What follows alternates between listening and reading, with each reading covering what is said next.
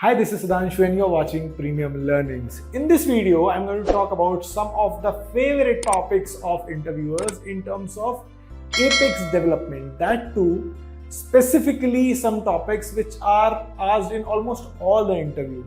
So let me start with some of the topics which are asked in almost all the interviews, which is Apex triggers. It is asked in all the interviews. Most of the times they will start with asking questions regarding Apex triggers.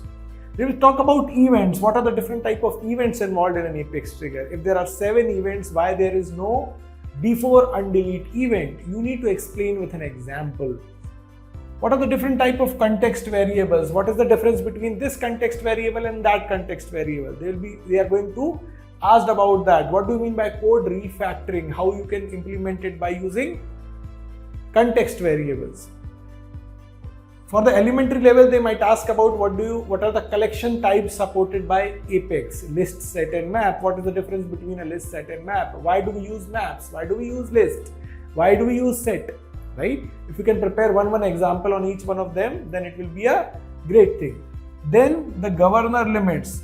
Have you faced any kind of governor limits while you're coding practice or developing your projects? Do mention it over there. Remember at least 10 different governor limits specifically for Apex.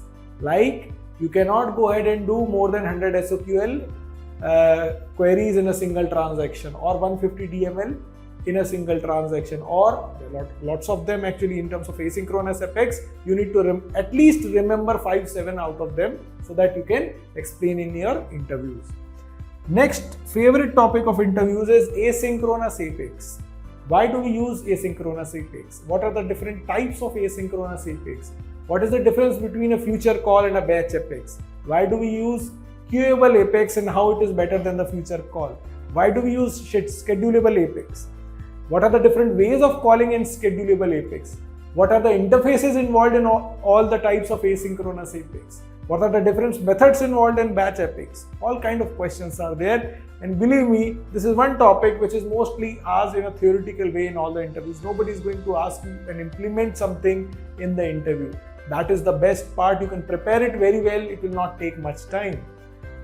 In terms of integration, most of the interviews focus on REST APIs because even the interviewers have mostly worked on REST APIs. So can you explain me a scenario where REST API is used? What are the data formats used? What is the specification? How JSON was used in REST API? What are the tools which you have used to make outbound calls? And all sort of questions will be there.